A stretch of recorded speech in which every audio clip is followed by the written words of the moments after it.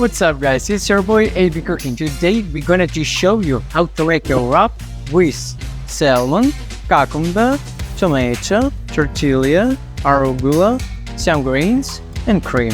It will be very healthy and you can lose weight with this. Let's go! Now we're going to slice the salmon.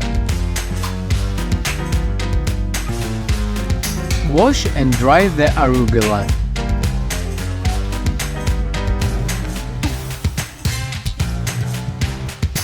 Chop the dill. Peel and chop cucumber and tomato.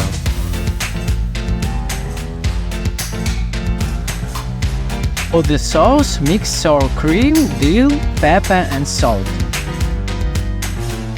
Begin to put our ingredients on the pita.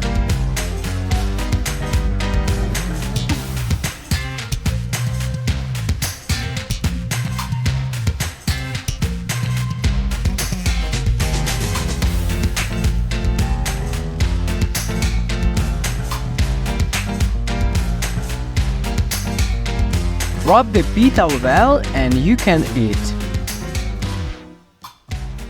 Subscribe and like.